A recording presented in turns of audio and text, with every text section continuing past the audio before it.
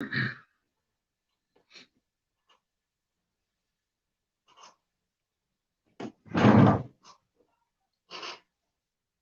good evening.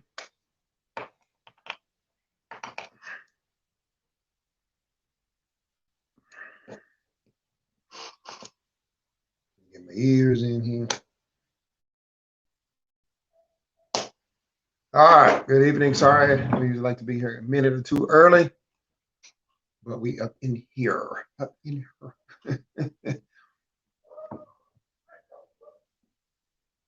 All right, we'll give it a minute or so before we kick off. That's what we do.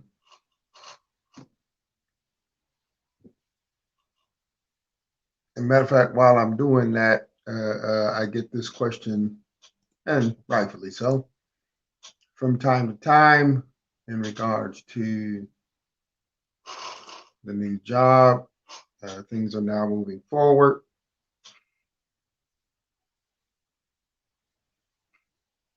In terms of paperwork, actually officially as of Tuesday, finally start filling out paperwork and getting all that done. And getting all that done means starting the process to get it done. So let's see here. To the people who did lift up a prayer too, appreciate you.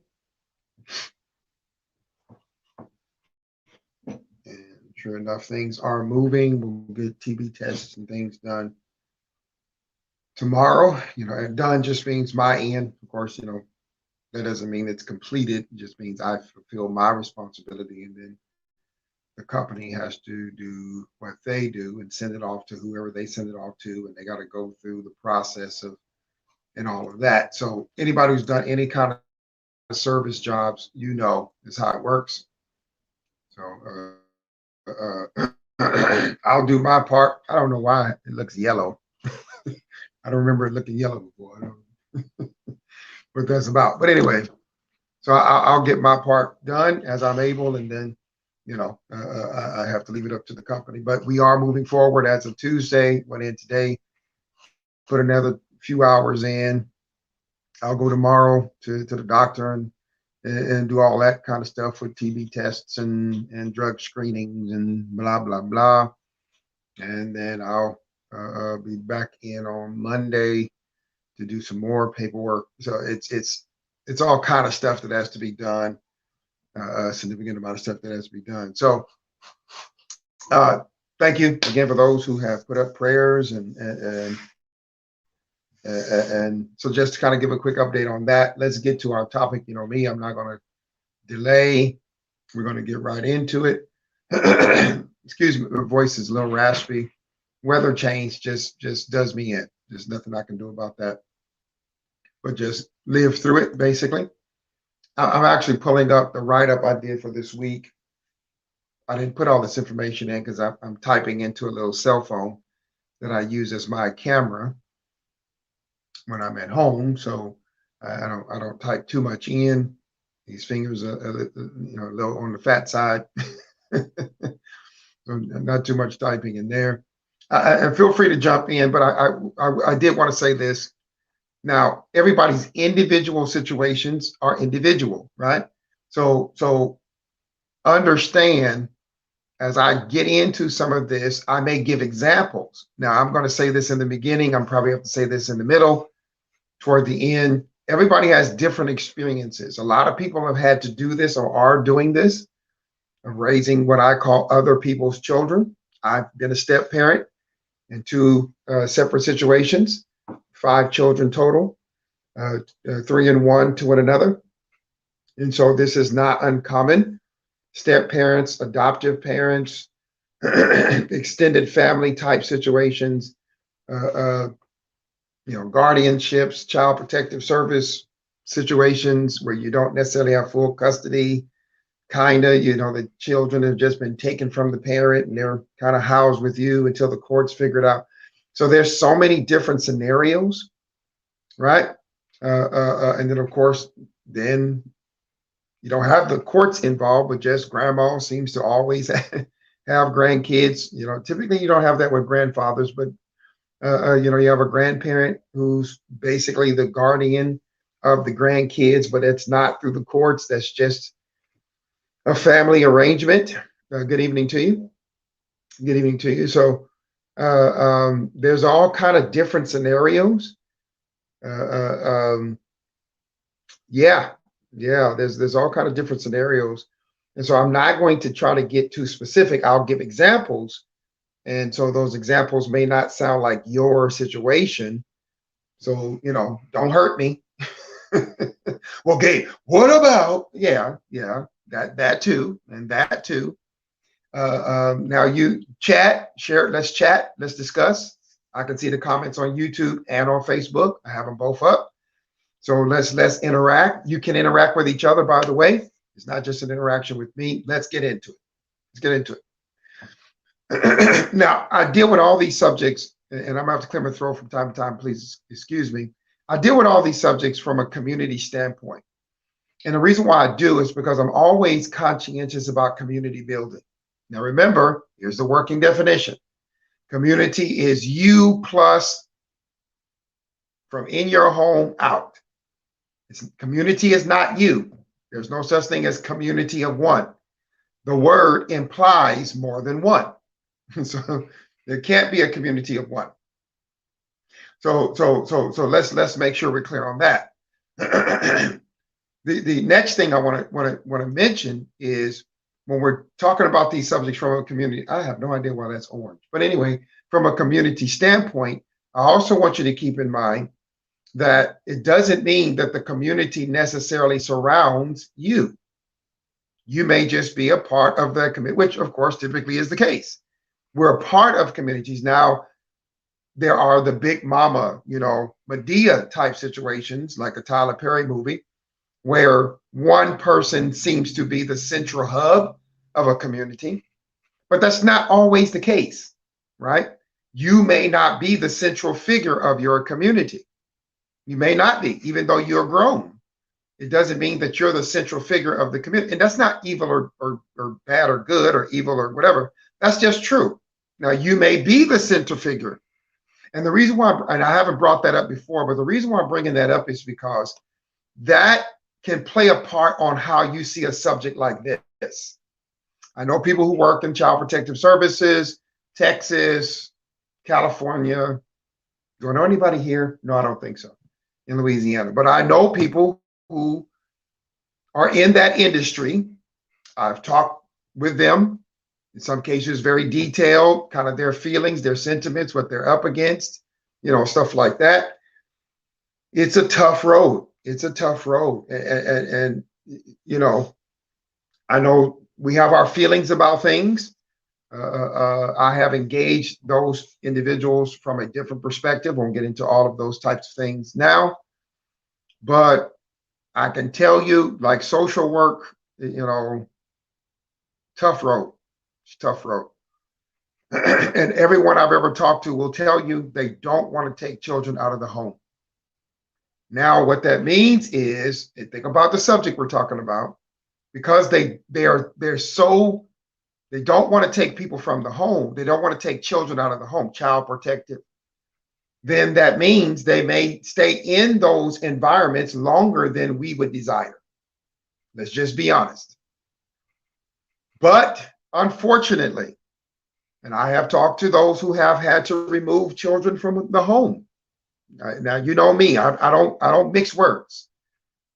And they tell me of the pain and of the difficult situations that I won't even get into tonight for why they have to take a child from the home, suspect, abuses, whatever the case may be, neglect, the house is poorly taken care of, on and on and on and on.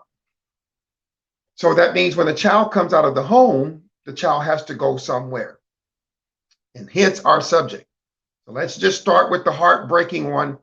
Child protective service, child custody situations, where a child is removed from a home because of endangerment or neglect, and they are placed with someone. Typically, as I was told by those who are professionals, they want to place the child with family, typically. But if that's not possible, then they have to go, extended situations, and sometimes, of course, foster care. But the moment that child is removed, that means somebody else is about to raise somebody else's child, whether it's a relative or it's a non-relative. In that instance, that child, when they are removed from the custody and the care of their parent or parents, they are immediately going to be raised by somebody else. And that person is going to, for whatever length of time, to whatever degree, going to raise someone else's children. And I want to put this in context. So that's why we talk about community. That's why we talk about community. Now, those of you who were blessed to raise your children from birth to adulthood, congratulations. Congratulations. Because unless you lived in a vacuum, unless you lived in some great Garden of Eden environment, it's tough out there. It's tough for parents and for children. Unless you had the perfect children and you were the perfect parents. Your money was always right. The conditions around raising your children, they never got sick. Or if they got sick, they recovered so quickly, it was if they were never sick. You didn't get sick. You didn't have to miss work.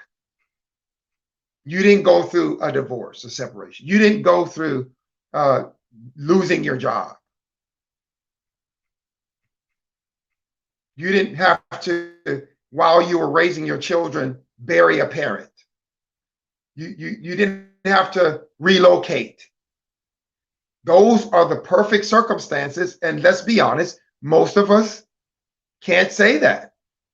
Can't say that. And so when you have to go through traumatic situations and just raising your own children, that's in itself, right? But now, if you've never done it, imagine raising a child that's not biologically connected to you.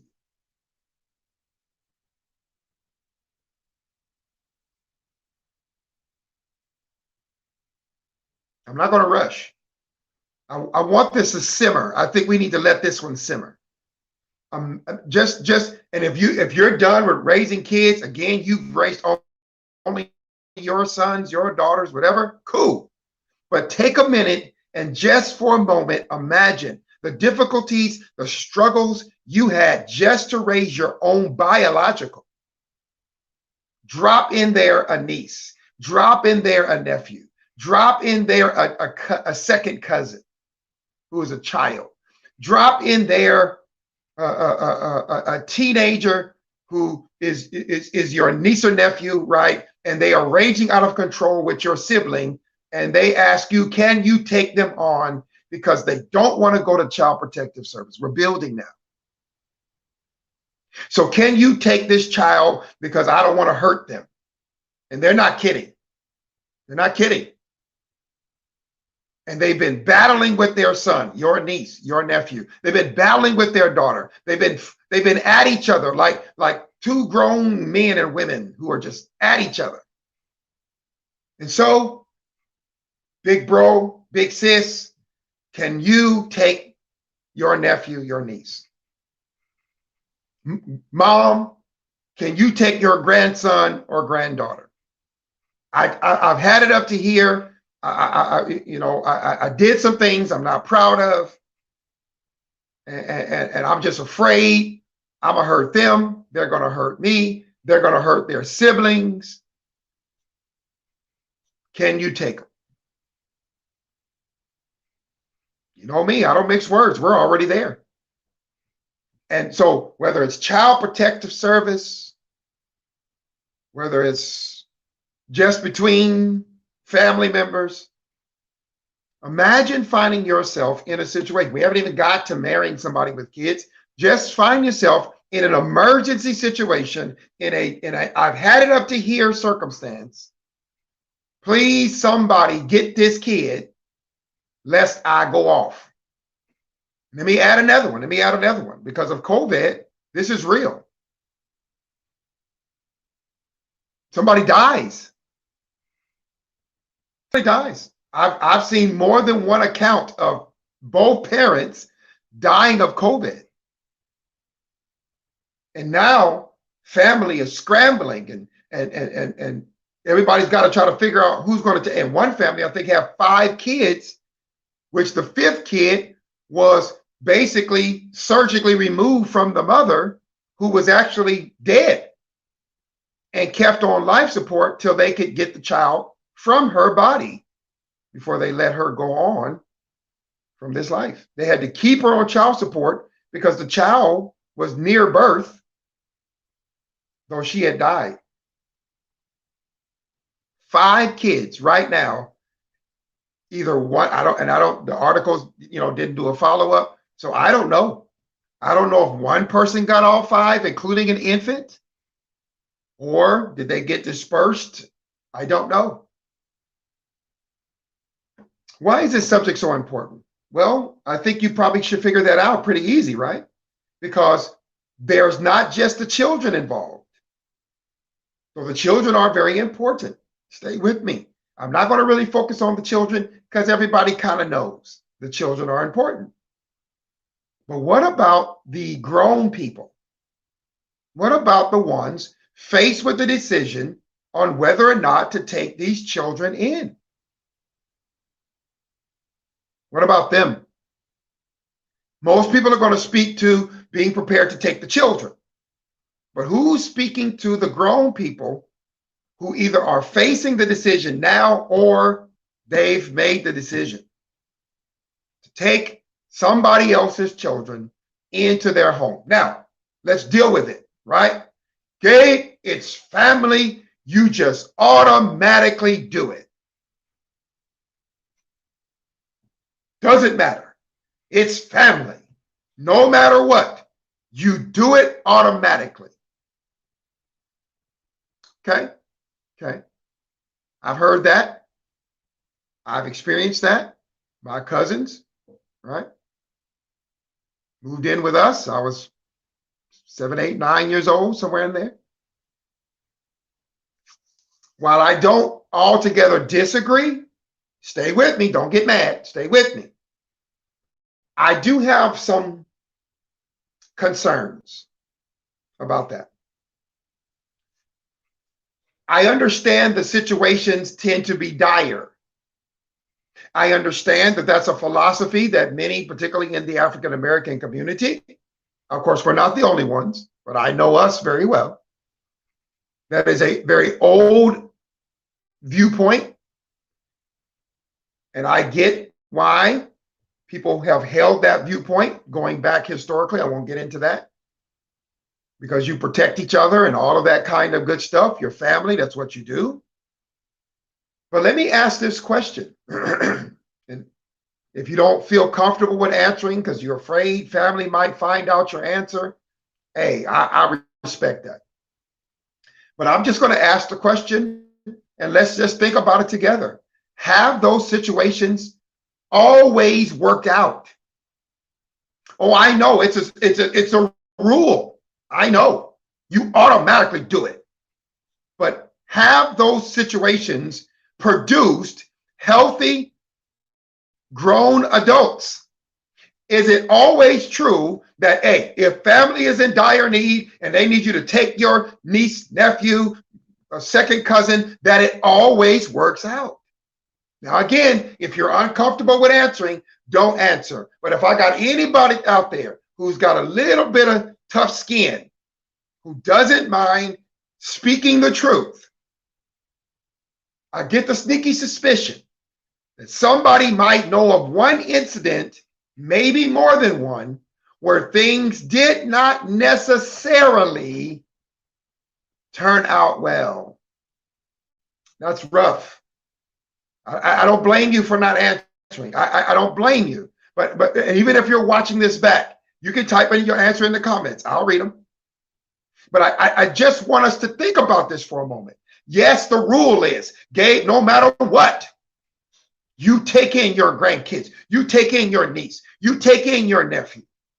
And some go so far, if it's your bestie's bestie's child, you take them in automatically. We don't even second thought. Girl, send them. But I have concerns. I have concerns that those who espouse such a philosophy of life, I wouldn't even second guess, are not actually truly prepared to have to be the one that people can call on in the emergency. In case of emergency, see me. I'm not altogether sure that everyone who is saying such things is actually fully prepared, watch this now, to deal with a child or children. I'm trying to be delicate, who were being sexually molested. I'm not completely prepared. I'm not completely certain that people are prepared to deal with a child or children, preteen, teenage, who has gotten into drugs, who has looked over at criminal activity, who, like in my case growing up, and I'm careful here, they were engaging in activities that certainly were not suitable for preteen, teen boys. For absolutely. They were not engaging, which is why they got sent to my dad and mother in the first place. I love my family, and I'm careful here. I'm not obviously calling anybody's name. And watch this. Not simply are you psychologically ready, but is your household ready?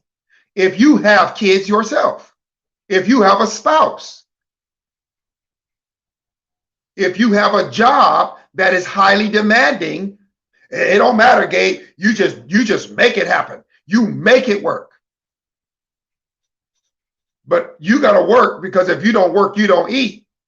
And this child comes in heavy laden, not their fault necessarily, but they come heavy laden with psychological, emotional, physical trauma, because they have been snatched from, removed from the care of their parents. And they are at your doorstep. And you have this rule that says no matter what, you bring them in. It's an emergency, you take them in. But I have a concern, because they come weighted down with all kind of life issues that, let's be honest, most of the time, including my parents, whom I love dearly, they were not prepared to handle boys who were either moving into their teens or were teenagers, and who at a time was running the streets and engaging in all manner of activity without the proper guidance of their parents. And my parents espoused the attitude, the philosophy, you just bring them in the house. And they did not prepare their sons and their daughter. They did not prepare themselves. They had a rule that said simply, bring them in the house. No matter what, no matter what, no matter what. And they were not prepared to deal with young men who had a propensity, who had a tendency, who was already of a habit of doing their own thing. And they didn't prepare their sons and their daughter to handle the psychological, the emotional, the physical reality of them coming in. I don't blame anybody. I just think we need to be real. I just think we need to have a candid conversation. Okay, Gabe, but I still hold to the rule. That's what my mama taught me. That's what her mama taught her. That's what we do. So let's talk about some scenarios. Let's talk about some situations. Let's say a child, I don't know if you've seen the Aretha Franklin movie. I have. Respect. And if you've seen it, her first child was born to her at 12 years of age. We ain't going to get into that tonight. We've already talked about sexual deviance. Her next child came relatively early as well. And grandma raised her children. Her dad's mom was raising her children. And if you've seen the movie, a movie which Aretha Franklin herself signed off on before she died, then you see, as much as they showed, the difficulties, the struggles, the circumstances, not just of Aretha, even though the movie was about her, but the reality of what happens even in families. Now, grandma had raised son who had Aretha, but the fact that Aretha was able to be, based on what the movie shows, mistreated sexually in dad and grandma's home. Now, they didn't get any further with her kids, but doesn't it make you think, if that could happen literally right under their nose? Oh, you don't like me now, but stay with me. I want you to understand that grandma took on her children in the same house where she, according to the movie, was herself molested, raped, and impregnated.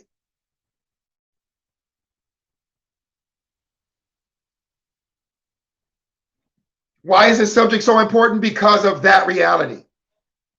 Because when family takes on the children of dysfunction, look, I'm just going to be dysfunctional parents. How do you want me to say it? How should I say it? Somebody help me say it. When kids or when parents are not functioning and taking care of their own children, or they have passed on, or whatever the case may be, let me not isolate on anything. And these children come into an environment, but we really have to look at that dysfunctional, and I'm not trying to be disrespectful, but you've raised your children, you did the best you can. I'm with you. But the child that didn't quite catch your training, is that a nice way to say it? They have gone out, had children, and those children are with you more than they're with their mother and father. I mean, no disrespect. But isn't there some concern because you raised the one who is their parent? Is there any concern? That's all I'm asking. Should anybody be concerned when you were the parent of the original child? I'm not blaming you for what your child went on to do, but you have to at least stop for a minute and ask yourself, are you prepared to handle the responsibility of raising now your grandchildren in the same environment that you raised their parent? Or is it necessary that some, not only truth needs to be faced, but you have to make some changes? That there has to be a difference in how it is approached. That there's just simply, well, we just bring them and we just going to figure it out, is not the best approach. That simply doing what you did when you raised their mother, their father, potentially didn't work, and one of those kids is going to be like the child you raised. If they were hard-hit, one of those children is going to be hard-hit. If they got off into activities, potentially, not always, they now, as your grandkids, may say, well, you're not my mama. Are you ready to hear that? Are you ready to endure them crying for their mama and you're not their mama? Are you ready? Are you prepared? Are you trained? Have you gotten any counsel over the fact that you have to be psychologically yourself wounded by what your own children are doing? See, that's why we do these Thursdays. Because at some point or another, we need to have some candid conversation. At some point or another, somebody's got to say what others tend to resist and run away from. I'm not knocking the fact that somebody's got to take the children and you step up to do it. What I'm trying to say is, maybe before you just say, it's the rule, that's what we do, hey, you got to get some parenting classes. Because if you're not going to go through the system, I know you don't want to hear about the system, Gabe. How dare you? You're a black person. We don't talk about the system. We got too many of our children in the system. With all due respect, part of what happens in the system, if you do your homework and stop just carrying forth these ideas, these conspiracy theories, remember last week, that you have in your head, well, one of the things that the system is set up to do is to make sure you take parenting classes. If there's any need for counseling for the children who are traumatized by the fact that mama or daddy is more concerned with trying to live their best life now instead of raising their own children, or mom and dad have gone through some kind of traumatic situation themselves, which is also possible. And so the child may need some counsel. But if you don't want anybody to know, you don't want anybody to know, you're going to traumatize the child even more, because they need a place where they can go, and it might not always be big mama. It might not always be auntie and uncle. They need a place they can go where they can begin to yes, reveal, yes, but also alleviate the stresses. Here's one, we all know it. If you've ever seen a Tyler Perry movie, you know this. Mom, big mama, is it my fault that mom doesn't want to be here with me? You hope that your explanation is enough, but what if it's not enough and that child needs counseling? That child needs somebody to come around them to be able to talk with them and give them a safe space beyond what they already see to be able to get those things off their chest.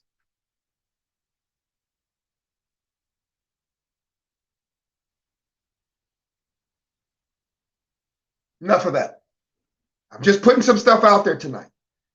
Again, every situation is very specific, so you have to talk to me directly, and I can go more specifically to your situation. I'm not here to beat you up. I'm not here to beat you up. I'm here to encourage you to think past just the immediacy of your circumstance. I'm here to hopefully challenge you to say, you know what, maybe even I might need a little counsel. If nothing else, advice. I might need some advice. I might need some words of encouragement. I might need somebody to come around me and be there for me as I take on the task of my grandkids, of my nieces, of my nephews, of my second, third cousins, or whatever the case may be. Even foster care situations, Gabe? Yes. I'm glad you signed up for foster care. I'm glad you want to be a foster parent. You want to give children a safe space. And I don't know that system thoroughly. I don't know if they require you to go to any kind of parenting classes or whatever the case may be. Adoption, I believe, does require that before you can adopt. But you need to be prepared to have people to examine your life. Unlike birthing your own children, unlike having your own biological children, which you don't, unfortunately, necessarily have to be fit to birth onto the planet, when you're talking about taking on somebody else's children, I'm just begging you. I'm really begging you. I'm pleading with you. I'm begging you to consider having someone come alongside you that you can trust to be able to tell them when you're absolutely mentally and emotionally exhausted. Because this person is brand new into your home. What if they're quiet, but they and I can't remember the name for it. It's not agoraphobia, but they have a fear which causes them to be ultra quiet. They don't talk. So you can't figure out if this child's in pain. You can't figure out if they like it, they don't like it. You don't know if anything's happening at school. You don't know if anything's happening around other family members because they just don't talk. They got traumatized by the situation they were in and they don't talk. Or you got the kid who acts out. Oppositional defiance disorder is what they call it. ODD. And it's really not about you. They actually appreciate you bringing them in the home, but they don't know how to trust you because they don't know you. They miss their home. They miss their mom, even though their mom, their dad, their big brother might have been a part of the issue. I don't get into that. But they still miss their family. They're 5, they're 6, they're 7 years old. They don't understand what happened to them. They don't understand why they got removed. They think it's their fault. And you might need to come alongside them, but also have someone come alongside you. But what about step parents? Now, this one I know personally, right? 5 kids. And no, wasn't an easy task. I don't regret it, but it wasn't easy. The reality of it is, and this is not necessarily all children, but statistically speaking, you can look it up, children who are involved in broken homes. I'm a single father, so understand this is personal. Children who are involved in broken homes, meaning the mother and the father are no longer together, even if there's wonderful co-parenting and all those awesome things going on. Statistically speaking, those children can potentially go through psychological, emotional changes. Look it up. Look it up.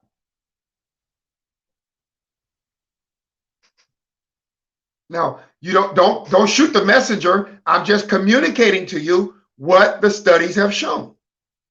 That children who are a product of broken homes, or even of a situation where one of the parents have died, especially if they died young, when the child was let's say old enough for the kid to remember them, but not old enough to have made any real connect. So I see a picture, I know that's my dad or my mom, but I don't have, and you explain to this 6, 7-year-old, 8, 9-year-old that daddy's dead, mommy's dead, died of cancer, died in the line of duty, whatever. Your dad was a hero, your mom was a great woman, and everybody comes and explains. But now you choose to get married again, or you choose to get into a relationship, let me say it that way, and you bring someone in who is now going, listen to me, going to be the replacement of the one who's no longer there, whether they've died or whether you and their father or mother are not together. From a child's perspective, they have to answer, is this a replacement daddy? A replacement mommy? Depending on their age. If they're in their teens, and I've come into the life, one had a 12, 10, 6, 7, somewhere in there. I think that was, and then the other one, a 10-year-old and a 6-year-old. Now I know some men in particular, Gabe, I won't go into the life of with a woman who has teenagers. Now that's their particular feeling. I'm not here to get into that discussion, but I have had men tell me I will not marry a woman who has teenagers. I don't mind if the kids are young or if the kids are grown, but I won't marry a woman with teenagers. Now, I suspect that you can figure it out. You can understand, if you've raised children, why they may feel that way. Especially if that child has some knowledge of the parent that's no longer in the home. Or let's complicate it even more. They have a relationship with that parent, and that parent is immature. That parent is not fully plugged in. that parent is not actually co-parenting. They're paying some child support, or they come pick the child up for fun activities, but they could give a rip about the child's actual life. But see, again, I have experience with watching this happen. I've watched this happen. Broke my heart. So, Gabe, why did you do it? Without going into long conversation about it, because I felt like, now whether that ended up being true or not, or from their perspective, maybe not so much, I understand. They would be able to respond whatever they would choose to respond. But I believe myself, particularly in the second situation, with the maturity level of being able to accept them as they are, love them accordingly, and give them some room to grow. While yet, on the other hand, teaching them about who I am. And yes, as a grown person, there's a certain responsibility to demand respect. But that also requires you carry yourself in that way. Now, not perfect in that. Not here to tell you I was. Not to tell you I was. Because there are people on here who know whether or not I was or not. So ain't no need for me to lie. The reality of it is, I chose to go into that situation. Whether I would now or not, is left to discussion. But I did, and I did it twice. And I did it twice, and I did it back to back. From one relationship into another. But there is something to be said about raising somebody else's children. It's my point, ladies and gentlemen. If you're going to go into that, listen to me, as having done it, 5 kids, all of them are grown now. The youngest will be turning 20 December 22nd. 20. So you understand there is, and look, I mean, even with grown kids, it's not always easy, especially if they're still very much in need of your presence. If you're still, in some sense, still raising your grown kids, we can continue this conversation to some extent. Because you have to give some attention, some respect to what that means. Now, let me tell you an old school philosophy, very old school. Many years ago, obviously I was alive, excuse me, many years ago, in particular, women that I remember, if their husbands died early, or if their marriages didn't last, they opted to stay single till their children were grown. I'm not necessarily endorsing that, but I am mentioning it. I want to give you as much information as I can. Now, that's a very old school rule. Very old school. These are baby boomers. And even a little older than that, as a matter of fact, who opted. I remember being a little kid, and my dad, as a pastor, saying, "Hey, so and so, why don't you get married again?" Nah, I'm good. And in some cases, they didn't marry at all, remarry at all. But a lot of times, no, I'm just waiting for my child to be grown. I want them to come all the way to adulthood. Again, I'm just mentioning it. I'm just putting it out there, and you haggle over it. I want to give you something to think about. If you so happen, like myself, I have a 12-year-old who's in my house, in his room, and it's not his fault. It's not because he's a problem child. No, it's not because I'm afraid he'll forget who his mom is, or some crazy madness like that. That's not even possible. Unless he suffers from amnesia. It's about all the dynamics that I'm talking about and things that I haven't even gotten to. It's about many, many different things that I think, having been a step parent, we really need to consider. That a lot of times we don't want to consider because I'm tired of being all by myself. And I understand that too. I've been single for almost 6.5 years. I get it. I get it. I'm not here to criticize. Again, I'm here to educate. I'm here to bring some information to your mind. If you are a plugged-in parent working a full-time job with tons of responsibility, and you have a kid between the ages of birth and 18, I understand, Gabe, it would be so much easier with someone in the home to help me with these responsibilities. And I don't mean any disrespect, but this is a whole lot of nonsense. I mean, I don't need them to play daddy or mommy. I just need them to help me. How in the world do you think you're going to bring somebody into the intimate space of your child or children, and you don't expect them as grown people to have any impact parentally? That is absolute nonsense. That's madness. Well, Gabe, I got that. I just need them to take them to soccer practice. Okay, that's parenting. Well, I'll do all that. I just need them over here. That's not even a full relationship. Do you understand what you're saying? I get why you're saying it, but that's nonsense, ladies and gentlemen. You're trying to have some kind of weird amalgamation of a committed relationship where it's you in the middle and then the child is over here and the man or the woman is over there. And you're trying to keep them separate, but somehow in the same community, in the same space.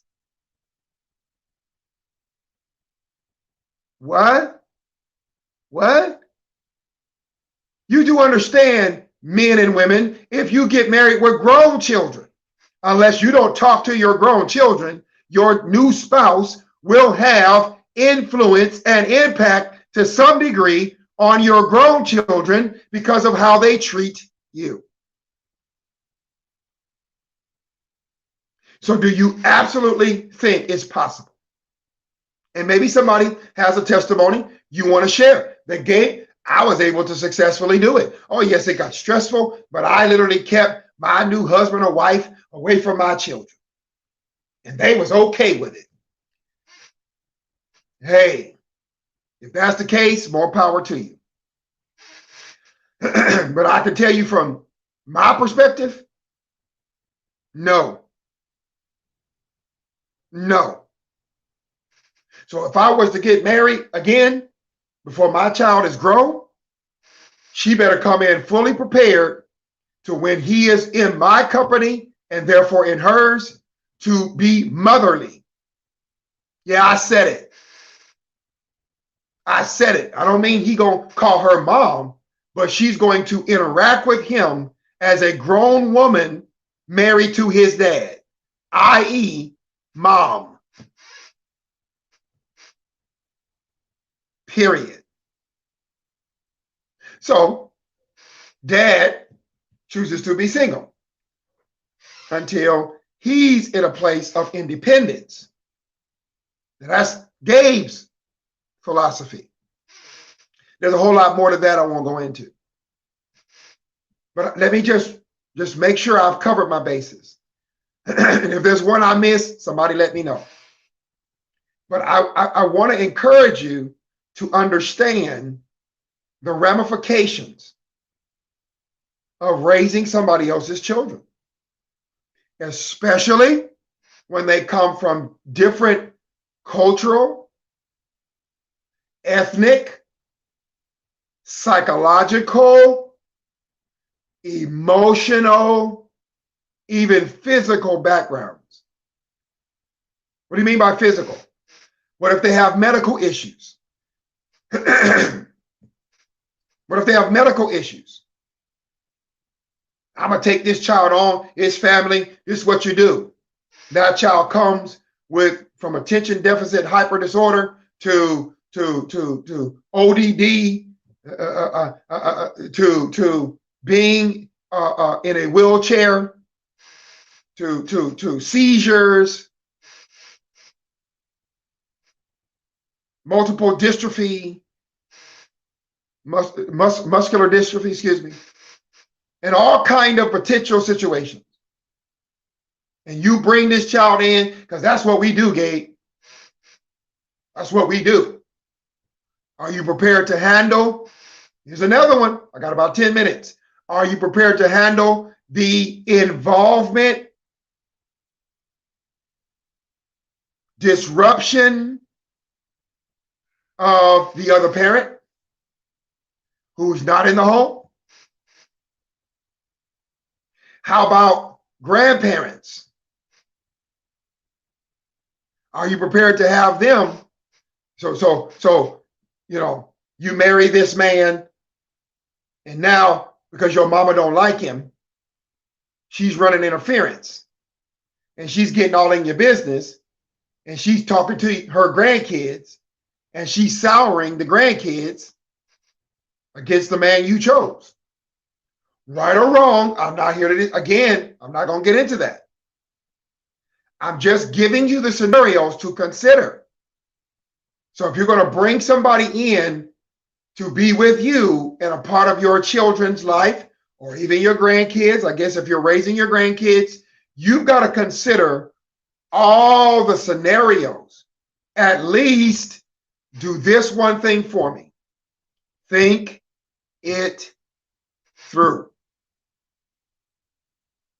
You may not be in a position to say no. You may not be able to ultimately say no. I understand. I get it. You may not be able to say, Gabe, I can't do it. Or Child Protective Service or whoever, I can't do it. But let me just say this lastly.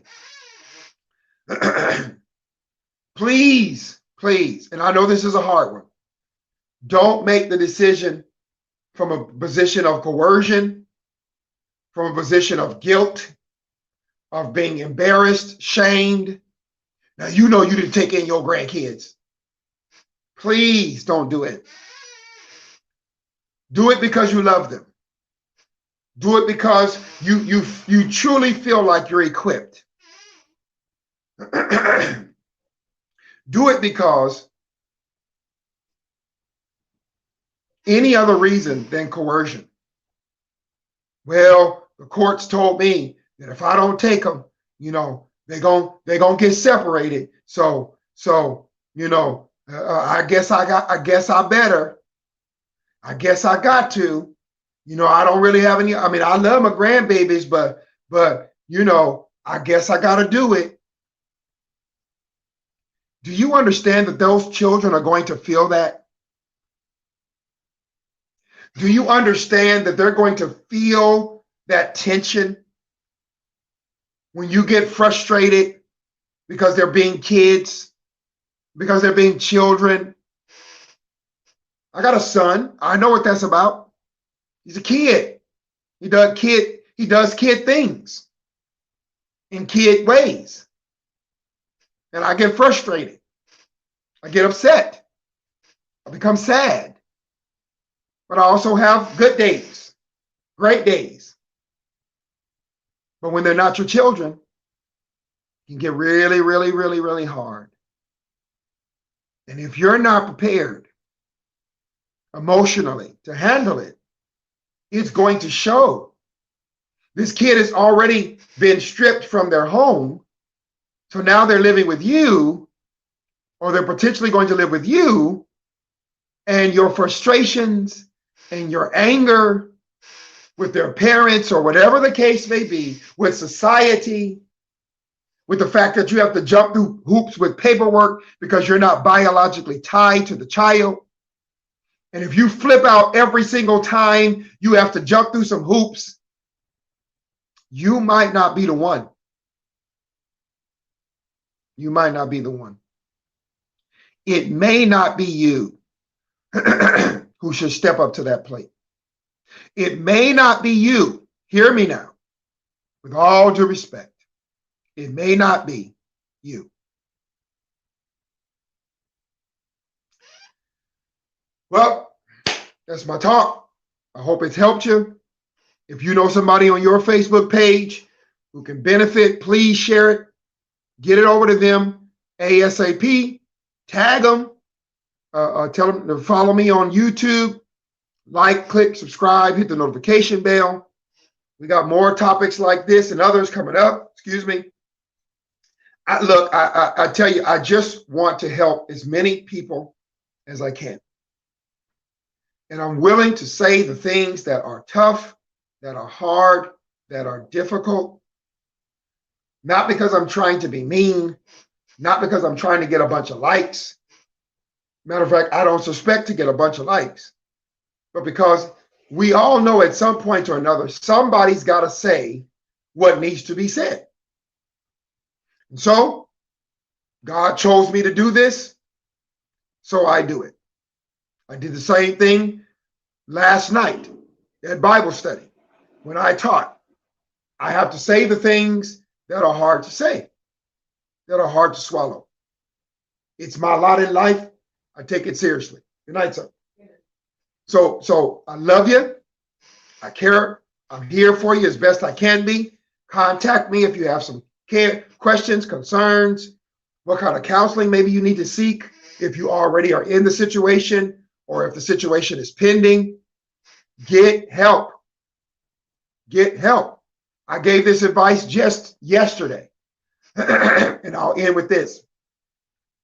What if it's not take the child on into your home, but what if you can go into a mentor kind of situation? What if instead of maybe I got to take the child all the way into custody, how about develop a relationship, if you can, with the parents or guardians and come alongside them and come alongside the child? Maybe you can't really afford to take that child on 100%. The child at least has a home. If the child is at least safe, maybe instead of thinking you can take the child out of the situation, you can come alongside the child and be a support to the child and to the parents. My heart breaks. My heart breaks. When I talk to grandparents, I talk to aunts and uncles, when I talk to second, third cousins, when I talk to besties, when I talk to people who tried. They took the child in, they took the children in, and it got too overwhelming and they couldn't do it. And my heart breaks along with theirs to hear their stories of failure. And what do you tell them? They weren't a failure? What do you tell them? I'm not into lying. What do you tell them? How do you help build them back up after they thought they were doing even what God wanted? And then they found out they couldn't handle it. They couldn't take it. They couldn't hold up under the stress because it's stressful. They couldn't manage. They exploded. They got angry. They went off. They went into mental depression. They fell apart. What do you say? And if you're watching me right now and you're one of those people, I know what to say. I'm praying for you. I'm here for you. Contact me. Let's talk about your experience. Let's talk about how you can overcome it. Maybe you weren't really a failure and you just need a new perspective. You need somebody who's outside of the situation you were in who can give you some insight and help you feel at least a little bit better about the job you tried to do. All right. Have a good one. Till next week. Peace.